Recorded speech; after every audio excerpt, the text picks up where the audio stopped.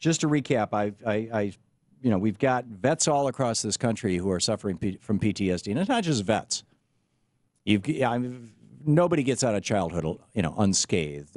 Most people have wounds from their past that haunt them. This is the normal human condition.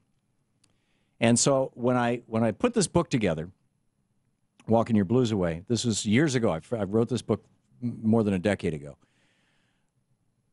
My original question was, if our bodies are self-healing organisms, you cut yourself, it forms a scab, eventually the scab falls off, there's a little scar tissue, eventually the scar tissue even vanishes, unless it's huge. If our bodies are self-healing organisms, why aren't our minds? And I thought, they have to be. Our minds have to be self-healing organisms. And we know that, the mind will go to a lot of, it'll induce amnesias, and there are ways that the mind can heal itself that are sometimes even maladaptive.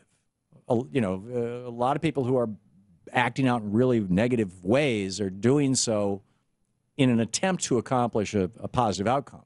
It's one of the predicating principles of NLP. So I was thinking, if Zog and Og, back 100,000 years ago, go out wearing their saber-toothed tiger skins, hunting the great woolly mammoth, and the woolly mammoth turns around and gores Og, and he's dead, and Zog has to bury his friend and then go back to the community, the tribe, and say, sorry, Og is dead, and watch Og's family go through all that grief. And how does he deal with that? How historically have humans dealt with trauma, psychological trauma, emotional trauma? And it occurred to me that, he's going to have to walk a few miles to get home. Could it be that in the process of walking, moving left to right, activating the left side of the body, then the right side of the body, the left side of the body, the right side of the body, our brains are bilateral. Right side of the brain controls the left side of the body, left side of the brain controls the right side of the body. Could it be that the simple act of walking home while thinking about the trauma he experienced could heal him psychologically? And the reason why is because of this bilaterality, which I was in the middle of telling you the story about. And let me just finish the story very quickly. So you had Mesmer in the 1770s coming up with mesmerism. In the 1830s, James Braid, Scottish psychiatrist, says, no, this is nonsense. It's got nothing to do with the moon. It has to do with people's eyes going back and forth, and I can prove it with a pocket watch. By the 1880s, it was so widely used, mesmerism, or what was renamed now by James Braid as hypnosis, was used as surgical anesthesia. It was used as dental anesthesia. Ether was just becoming popular. It was used as a therapeutic technique both for psychology, and this was the height of psychiatry, by the way. This was, this is when Freud was coming of age. This is when Carl Jung was coming of age. I mean, this was the golden age of psychiatry. And everybody was using hypnosis. And then all of a sudden in 1897 or 1898, and I'm doing this from memory, and it's been a decade since I wrote the book, but I'm pretty good with dates, so I'm pretty sure I got it right. In one of those 2 years, everybody stopped using hypnosis. Why? I could not find the answer to that question anywhere. And having been trained in neuro-linguistic programming by Richard Bandler and licensed and certified by the Society of NLP, and part of that training was hypnosis, I know the power of this stuff, the therapeutic power of this stuff. I was like, why did it vanish from the face of the earth from 1898 until the 1950s? When Milton, I'm forgetting his last name, the famous psychiatrist, brought it back into public acclaim. Why did it vanish? Why did Sigmund Freud not only stop using hypnosis, but start using cocaine in 1897? And he did that for 7 years until he finally had, cocaine psychosis, and his best friend committed suicide on cocaine. And then he said, okay, can't do that. He wrote a book of love poems to cocaine, which is still in print. But then after 7 years, he decided, this is dangerous stuff. And so then he came up with the Oedipus complex. It's all about, men being in love with mom. And then the Electra complex. No, it's all about women being in love with dad. And then he came up with talk therapy. Oh, maybe if we just talk about problems enough, we can solve them. And what he discovered, and that's where his life, you know, he eventually committed suicide in the 1920s, as I recall, maybe the 1930s. He committed suicide because he was in such pain. He had throat cancer from smoking pipes all these years. But when Freud committed suicide, he was a bitter, grouchy old guy. And most of his patients were getting bitter and grouchy. This is the most common outcome from Freudian psychotherapy, from talk therapy, is that people become like Freud. So why did he quit hypnosis? And so I ran around for like a year, more than a year. I knew a lot of people. I'd been writing in the field of ADHD and neurological differences for a half a decade, or well, actually, since my first published piece was in 1980 in the Journal of Orthomolecular Psychiatry on the hyperkinesis syndrome. And then I did work with Ben Feingold before he died in 81 or 82. I forget what year he died.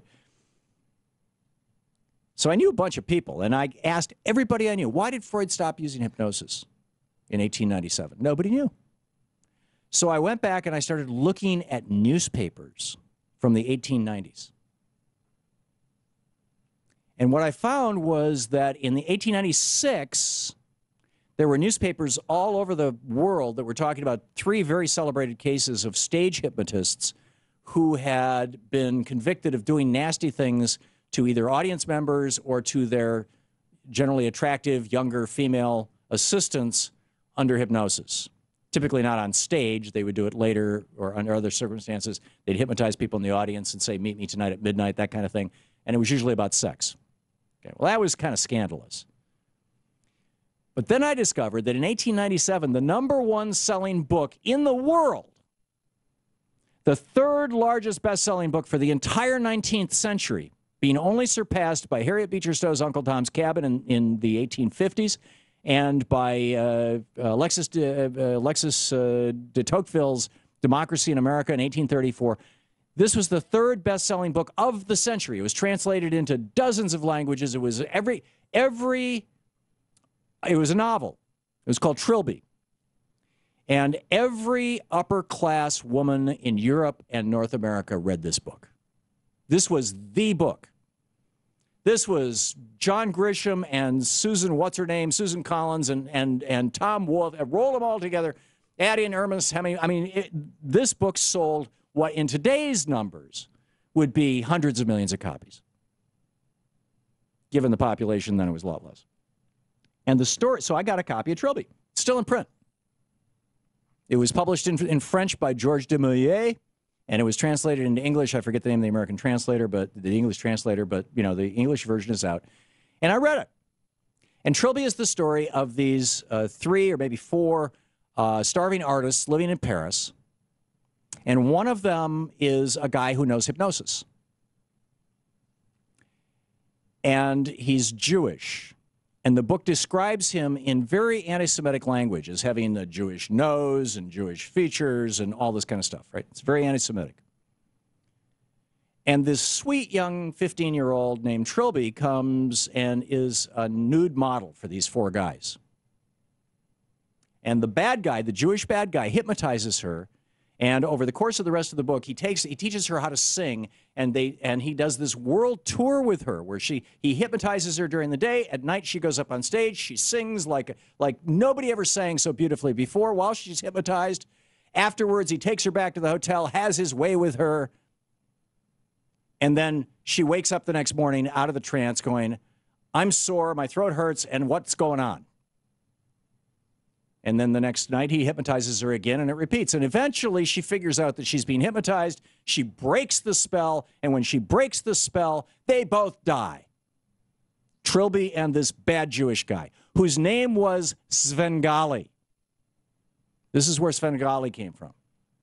Well, a lot of the people who were, particularly in Europe, who were practicing psychiatry and psychotherapy and using hypnosis were Jewish. And there was a lot of anti-Semitism in the world in the late part of the 19th century. Not that there isn't today. And virtually all of Sigmund Freud's patients had read Trilby. So, and in the book Trilby, it describes how Svengali had Trilby lay down on the couch. He put his hand in front of her, waved it back in front of her eyes, which is exactly what Freud was doing. So you can imagine, his patients just one after another screaming and jumping off the chair and running, or off the couch and running out of his office. You couldn't use hypnosis anymore. Trilby destroyed it for generations. But it actually does work, and it actually is therapeutic to have your eyes go from side to side. The Francine Shapiro in the modern era has trademarked this and has made quite a business out of it, and a good one. The U.S. Army has tried it out. It's called EMDR. And in NLP, there's other techniques that are associated with it. There's a whole bunch of schools of this stuff. And what I found is that you can walk with this. You walk intentionally bilaterally, swinging your arms. You can't be holding anything in your hands.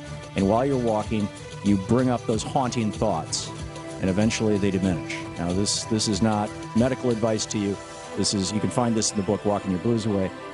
But the bottom line is there are treatments for this stuff. You're listening to the Thom Hartmann Program. Visit ThomHartmann.com for audio and video archives. And in many parts of the country, the Veterans Administration offers EMDR therapy. And if you're a vet in crisis, I recommend you get it.